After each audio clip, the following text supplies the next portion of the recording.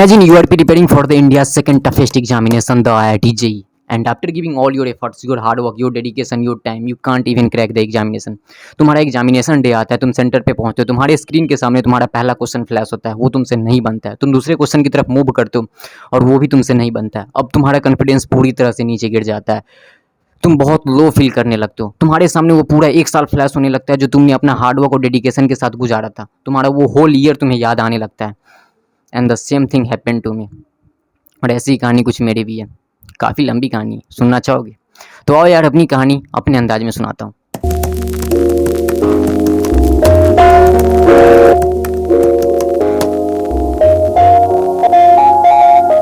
तो यार मेरी कहानी शुरू होती है 20 दिसंबर 2020 से, जब मैं पहली बार घर छोड़कर पटना जाता हूँ। काफ़ी नया एक्सपीरियंस था क्योंकि मैंने कभी भी पढ़ाई के लिए इससे पहले घर नहीं छोड़ा था, तो काफ़ी मैं डरा हुआ भी था कि मैं कैसे सब कुछ अकेले संभालूंगा, कैसे मैं अकेले रहूँगा। मैं काफ़ी अंदर से डर रहा था, लेकिन समय के साथ मैं अपने आप को अडेप्ट भी कर लेता हूँ उस माहौल में, मैं सही तरीके से रहने लगता हूँ। पटना में मेरे एक अच्छे इंस्टीट्यूट में मेरा एडमिशन भी हो जाता है। मेरे 10th में अच्छे नंबर भी थे तो मुझे स्कॉलरशिप भी मिल जाता है। उस वक्त मेरे हाथ में एक पेपर दे दिया गया था और उस पेपर में नीचे 2 ऑप्शंस थे, जेई मेंस के और जेई एडवांस के। एक्चुअली में मैं जो ऑप्शंस उस वक्त ढूंढ रहा था बोर्ड्स के, वो मुझे मिले ही नहीं। मैंने आंख बंद करके एडवांस में टिक लगा दिया। एक्चुअली में मुझे वो शब्द अच्छा लगा था सुनने में, लेकिन सच बता रहा हूँ उस वक्त मुझे जेई के बारे में कुछ भी आइडिया नहीं था और ना ही मैंने इससे पहले कभी जेई के बारे में सुना था। एक्चुअली मुझे वो ऑप्शन दिया नहीं गया था जेई का, वो मुझ पर थोपा गया था कि तुम्हें करना तो जेई है। मेरी पहली क्लास रहती है 1 जनवरी 2021 को। फिजिक्स की क्लास चल रही थी, थर्मोडायनेमिक्स चैप्टर था। मुझे सही से याद तो नहीं कि टॉपिक क्या था, लेकिन इतना ज़रूर याद है कि उस दिन मुझे कुछ भी समझ में नहीं आ रहा था। मेरे सर के ऊपर से सब कुछ जा रहा था और प्रॉब्लम ये नहीं थी कि मुझे समझ में नहीं आ रहा था, प्रॉब्लम ये थी कि बाकी सारे स्टूडेंट्स को समझ में आ रहा था, मुझे समझ में नहीं आ रहा था। और ये चीज़ मेरे अंदर से मेरे कॉन्फिडेंस को गिरा रही थी। उस दिन मैं बहुत ज़्यादा उदास था, लेकिन मुझे समय के साथ समझ में आता है कि एक्चुअली में 11th का जो पढ़ाई वो ज़्यादा टफ है। मैं उस दिन घर जाता हूँ, रात को गूगल पे जाके सर्च करता हूँ, मुझे पता चलता है कि एक्चुअली में 11th में सिलेबस बहुत ज़्यादा है, आपको बहुत ज़्यादा पढ़ना पड़ता है, आपको हर चैप्टर के साथ जुड़े रहना पड़ता है, तभी आप हर चैप्टर को कवर कर पाते हो। उसके बाद मैं मेहनत करता हूँ, मैं बहुत मेहनत करता हूँ। सेकेंड चैप्टर शुरुआत होती है फिजिक्स में, इलेक्ट्रिक करेंट। उस चैप्टर को मैं शुरू से ही जुड़ा हुआ था, वो चैप्टर मुझे समझ में आता है, उसके क्वेश्चंस भी मुझसे बनते हैं। अब मेरे अंदर वो कॉन्फिडेंस आता है, अब मैं खुश होता हूँ। अब मेरे अंदर एक उम्मीद सा जग रहा था कि शायद अब मैं जेई कर सकता हूँ। अब मैं मेहनत करने लगता हूँ, अब मेरा पढ़ाई में इंटरेस्ट जगने लगता है, अब मेरा एक सही तरीके से एक फ्लो बनने लगता है पढ़ाई में। लेकिन वो कहते हैं ना, हर कहानी का शुरुआत अच्छा हो सकता है, एंडिंग अच्छा हो ये जोड़ी नहीं। इस कहानी का विलेन आ चुका था और वो था लॉकडाउन कर दिया गया। 3 billion people are staying home in the biggest ever lockdown in the world amid lockdown. और ये लॉकडाउन पूरे 4 महीने तक लंबा चला। इस बीच मैं बीमार भी पड़ गया था, इसलिए मैं बिल्कुल भी नहीं पढ़ पाया था। और देखते ही देखते इस लॉकडाउन में मेरे पूरे 11th निकल गए थे।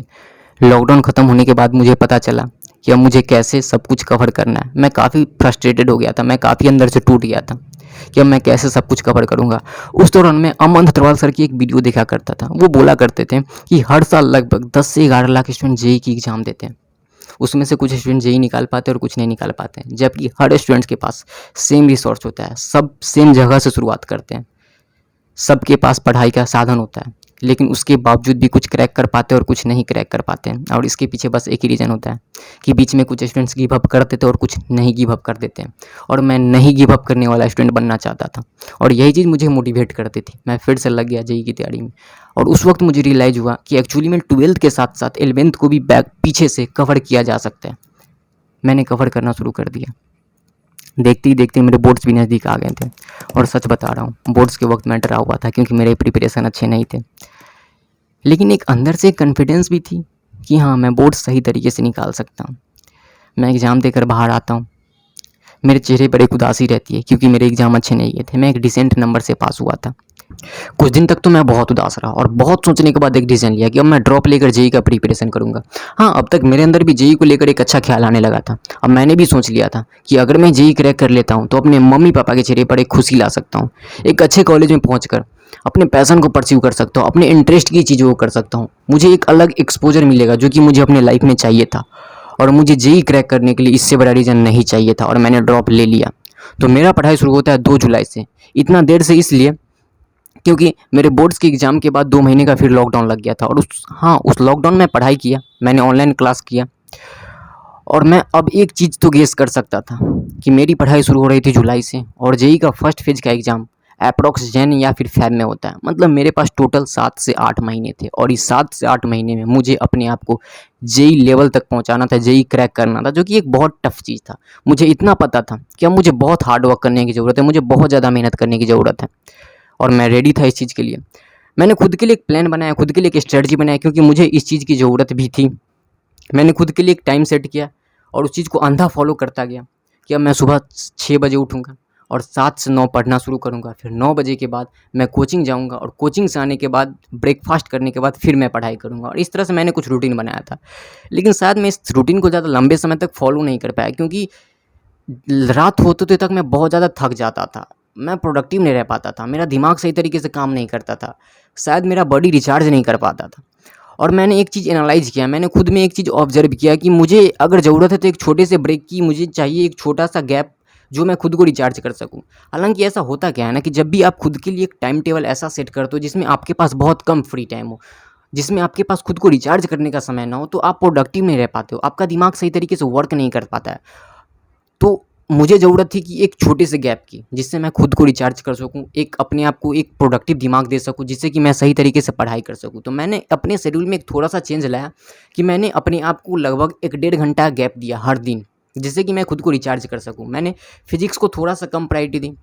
मैंने फिज़िक्स को हर अल्टरनेट दिन पढ़ना शुरू कर दिया। मतलब अगर मैं आज मंडे को पढ़ रहा हूँ तो फिर मैं वेडनेसडे को फिज़िक्स पढ़ूँगा, फिर फ्राइडे को पढ़ूँगा, फिर संडे को पढ़ूँगा। इस तरह से मैं फिज़िक्स को पढ़ता चला गया। हालाँकि मेरा फिज़िक्स में इंटरेस्ट भी कम था। हाँ, आप ऐसा कर सकते हो कि जिस सब्जेक्ट में आपका इंटरेस्ट कम है या फिर तो उस चीज़ को थोड़ा-सा आप कम प्रायोरिटी दे सकते हो अगर आपके पास समय कम है। हाँ, हमारे क्लास में भी हर चैप्टर बहुत तेज़ी में निकलता जा रहा था, क्योंकि हमारे पास समय भी कम था। धीरे-धीरे समय बीतता चला गया, ढाई 3 महीने तक मैंने इस डिसिप्लिन को फॉलो किया। अब अक्टूबर का महीना भी आ चुका था और मेरे कोचिंग इंस्टीट्यूट में टेस्ट सीरीज शुरू हो गया था। लगभग 7 अक्टूबर को मेरा पहला टेस्ट सीरीज था। स्टार्टिंग में टेस्ट सीरीज चैप्टर वाइज चल रहा था। मैंने पहला टेस्ट सीरीज दिया और सच बता रहा हूँ, the result was totally unexpected. मेरे रिजल्ट बहुत अच्छे आए थे। मैंने ऐसा एक्सपेक्ट नहीं किया था कि एक लड़का एक जीरो लेवल से शुरुआत करके, जिससे अभी तक ज़्यादा कुछ पता नहीं, उस लेवल से भी शुरुआत करके अगर वो जेई लेवल तक पहुंच रहा है और टॉप 5 रैंक में आ रहा है, तो मतलब बड़ी अचीवमेंट थी। और ऐसे ही छोटे-छोटे कॉन्फिडेंस को मैं जमा करके अपने अंदर वो मोटिवेशन देता था, तू और पढ़, तुझे पढ़ना है क्योंकि तू इंप्रूव कर रहा है, तेरे में इंप्रूवमेंट आ रहा है। और ऐसे ही मैं आगे बढ़ता चला गया। लेकिन शायद ये खुशी पल भर की थी। कुछ समय बाद मेरे कोचिंग इंस्टीट्यूट में फुल चैप्टर का टेस्ट सीरीज शुरू हो जाता है और उस टेस्ट सीरीज में मेरे रैंक गिरने लगते हैं, मेरे रैंक गिरते ही चले जाते हैं। मुझे अभी तक याद है 28 अक्टूबर का वक्त था। उस दिन मैं काफ़ी उदास था क्योंकि मेरे रैंक उतने अच्छे नहीं आए थे टेस्ट सीरीज में। उस दिन मैं घर पे जाता हूँ, शाम के वक्त छत पे जाता हूँ और खुद से सवाल करने लगता हूँ। काफ़ी उदास था उस दिन मैं और सोच रहा था कि मैं कैसे अपने रैंक को इम्प्रूव कर सकता हूँ। मुझे पता चलता है कि एक्चुअली में मैंने ज़्यादा चैप्टर ही नहीं पढ़ा है, इसलिए मेरे रैंक गिरते जा रहे हैं। मैं अच्छा परफॉर्म नहीं कर पा रहा हूँ। मैं छत से आता हूँ, मैं एक हाथ में एक पेपर लेता हूँ और उस पेपर पर मैं लिखना शुरू कर देता हूँ। पहला चीज़ कि मुझे अपने स्पीड को बढ़ाना है ताकि मैं ज़्यादा से ज़्यादा चैप्टर को कवर कर सकूँ। दूसरा चीज़, मुझे पीवाई क्यूब सोल्व करना है ताकि मैं अच्छा रैंक ला सकूँ। और तीसरा चीज़, मुझे पीछे से चैप्टर को रिवाइज़ भी करते हुए जाना है ताकि मैं टेस्ट सीरीज में अच्छा रैंक ला सकूँ। इन 3 चीज़ों पर मैं वर्क करना भी शुरू कर देता हूँ। लेकिन ये चीज़ उतने फ़ायदेमंद मेरे लिए नहीं होते हैं क्योंकि मैं टेस्ट सीरीज में उतना अच्छा इम्प्रूवमेंट नहीं ला पाता हूँ। एक छोटा-सा इम्प्रूवमेंट आता है, लेकिन वो उतना बड़ा इम्प्रूवमेंट नहीं होता है। धीरे-धीरे अक्टूबर का महीना ही बीत जाता है और नवंबर का महीना आ जाता है। जब मैं पीछे मुड़कर देखता हूँ तो मुझे पता चलता है कि एक्चुअली में मैंने अभी तक बहुत कम चैप्टर पढ़ा है। मुझे बहुत ज़्यादा चैप्टर अभी पढ़ने की ज़रूरत है, मेरे पास कम समय है। उस दिन मैं गूगल पे जाता हूँ और सर्च करता हूँ most important chapter for JEE और उस दिन लगभग मैं 50-60 चैप्टर को टिक आउट करता हूँ। एक पेपर लेता हूँ, उस पर सारे चैप्टर को मैं लिख डालता हूँ। उन चैप्टर पर मैं फोकस करना शुरू कर देता हूँ जो कि जेईई पर्सपेक्टिव के लिए ज़्यादा इंपॉर्टेंट थे, जो कि जेईई के लिए ज़्यादा आते थे। उस दौरान मैं उन चैप्टर पर बिल्कुल भी फोकस नहीं किया करता था जो चैप्टर बहुत ज़्यादा लेंदी और बहुत बड़ा हुआ करता था और जिस चैप्टर से ज़्यादा क्वेश्चंस भी जेईई में नहीं पूछे जाते थे क्योंकि मेरे पास समय कम थे। और इस तरह से लगभग मैं 50-55 चैप्टर कवर कर देता हूँ। और मैं एक चीज़ गेस किया करता था उस वक्त कि अगर एक्चुअली में अगर मैं 40 चैप्टर भी का भी क्वेश्चन सही से बना पाता हूँ, क्योंकि हर चैप्टर से जेईई एक क्वेश्चन एटलीस्ट पूछता है, तो अगर मैं 40 क्वेश्चन भी बना लेता हूँ जेईई में तो उसका मतलब होता है कि 160 मार्क्स, और 160 marks is enough to crack the JEE. और इस चीज़ में अच्छा खासा जेई क्रैक कर सकता हूँ, और यही चीज़ मेरा प्लानिंग था। इस तरह से मेरा दिसंबर का महीना ही बीत जाता है और मैंने जेई के लगभग 55-60 चैप्टर को कवर कर लिया था। अब मेरा जेई का एग्ज़ाम आने वाला था 1 फरवरी को। अब मुझे ज़रूरत थी रिवीजन करने की, एक अच्छे खासे रिवीजन की, ताकि मैं जेई में अच्छा रैंक ला सकूँ। मेरे पास टोटल 1 महीने थे और लगभग मैंने 60 चैप्टर पढ़ा था और उन 60 चैप्टर को मुझे रिवीजन करना था। मैंने सारे चैप्टर को एक पेपर पर लिख के दीवार पे चिपका दिया। हर चैप्टर को मैं कवर करता था और रात को मैं टिक आउट कर देता था उस चैप्टर में कि आज ये चैप्टर कवर कर चुका हूँ, ये चैप्टर कवर कर चुका हूँ, ये चैप्टर कवर कर चुका हूँ। इस तरह से ये चीज़ एक अलग लेवल का खुशी देते थे। ऐसा लग रहा था जैसे बहुत सारी परेशानियाँ ख़त्म होती जा रही हैं, है ना। उस दौरान मैंने खुद को एक टारगेट दिया था कि मैं हर दिन एटलीस्ट 3 चैप्टर कवर करूँगा, इससे कि मेरे सारे चैप्टर ख़त्म होते चले जाएंगे। उस वक्त स्टार्टिंग में मैं फिजिक्स और मैथ्स पढ़ा करता था। मैंने केमिस्ट्री को एंड के लिए छोड़ दिया था, अंत के लिए छोड़ दिया था, क्योंकि केमिस्ट्री में ऑर्गेनिक और इनऑर्गेनिक ये 2 चैप्टर ऐसे हुआ करते थे, टॉपिक हुआ करते थे कि ये बहुत घुलनशील थे, आप पढ़ते भूल जाते। इसलिए मैंने इसे लास्ट के लिए छोड़ दिया था ताकि मैं इसे ज़्यादा लंबे समय तक याद कर सकूं। And finally the day has come, my JEE day.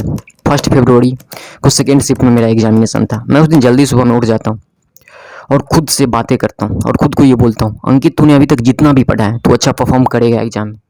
तू अपने आप पर भरोसा रख, तू अपने आप पर वो कॉन्फिडेंस रख, तू अच्छा परफॉर्म करेगा, तेरा हार्डवर्क तुझे रिजल्ट देगा। मैं उस दिन दोस्तों के साथ गप्पे भी मारता हूँ ताकि मैं खुद को एक अच्छा रिफ्रेशमेंट देना चाहता था, ताकि मैं एग्जामिनेशन हॉल में पहुँच अच्छा परफॉर्म कर सकूँ। मैं उस दिन एग्जामिनेशन के लिए जल्दी निकल जाता हूँ क्योंकि मैं कोई रिस्क लेना नहीं चाहता था। एग्जामिनेशन शुरू होता है, मैं एग्ज़ाम दे देता हूँ, वहाँ से लौटता हूँ। कुछ 15 दिन बाद मेरे रिजल्ट आते हैं और मेरे रिजल्ट कुछ ऐसे थे। मैं रिजल्ट जैसे ही देखता हूँ मेरी आँख से आंसू आने लगता है, मैं रोने लगता हूँ, मेरे अंदर में एक दर्द सा उठने लगता है। मुझे समझ नहीं आता मैं क्या करूँ। कुछ देर बाद मेरे पापा का कॉल आता है, मैं कॉल उठाता हूँ और पापा पूछते हैं कैसा रिजल्ट आया तेरा। मैं उन्हें बस बोल देता हूँ कि पापा मैं निकाल तो नहीं पाया लेकिन एक अच्छा खासा रिजल्ट था, अगली बार मैं मेहनत करके क्रैक कर सकता हूँ। लेकिन सच बता रहा हूँ वो रिजल्ट अच्छा खासा भी नहीं था। आई गॉट ओनली 55% है, जो कि बहुत ही घटिया रैंक है। मुझे ऐसा लग रहा था कि मेरे जो मेहनत किया है, मैंने जो हार्डवर्क किया, वो उसका 1% ही मैं बटोर नहीं पाया। मैं जहाँ 1 साल पहले खड़ा था अभी मैं वहीं पर खड़ा हूँ। मैंने कुछ दिन तक पढ़ना छोड़ दिया, इसलिए नहीं कि मैं काफ़ी टेंशन में था, शायद इसलिए कि मैंने गिव अप कर दिया था। लेकिन बार बार मेरे आँख के सामने वो मोमेंट याद आ जाता था जो मैंने अपना हार्डवर्क किया था, और बार बार मैं खुद से एक सवाल करता था, तू यहाँ तक इसलिए नहीं पहुँचा है कि तू इसे बीच में छोड़ दे। तू अपने आने वाले फ्यूचर से क्या कहेगा कि तूने किसी चीज़ को इसलिए छोड़ दिया क्योंकि वो टफ था, तूने अपना हार्डवर्क दिया और उसे बीच मोमेंट में ही छोड़ दिया। मैं खुद से ही कह रहा था कि चल क्या फ़र्क पड़ता है, तू सेकेंड फेज की तैयारी कर, हो सकता है तू इस चीज़ को भी नहीं निकाल पाता है, लेकिन कम से कम आने वाले फ्यूचर से तू ये तो कह पाएगा खुद से कि तूने मेहनत किया, तूने अपना 100% दिया, तूने बीच में इसे नहीं छोड़ा। और फिर मैं खुद को जुटाता हूँ, मैं खुद को बटोरता हूँ और फिर से मैं लग जाता हूँ जेईई की तैयारी करने। सेकेंड फेज का भी डेट आ जाता है, मैं एग्जामिनेशन देने जाता हूँ और वहाँ से आ जाता हूँ। And I got 88 percentile. मेरा एग्ज़ाम नहीं निकलता है, लेकिन इस बार मैं रोता नहीं हूँ, इस बार मुझे डिप्रेशन भी नहीं होता है, क्योंकि इस बार मुझे खुशी थी कि मैंने बीच में इसे गिव अप नहीं किया, मैंने इसे बीच में नहीं छोड़ा और मेरा रिजल्ट भी इम्प्रूव होकर आया है। तो मैं खुश था, लेकिन उतना नहीं।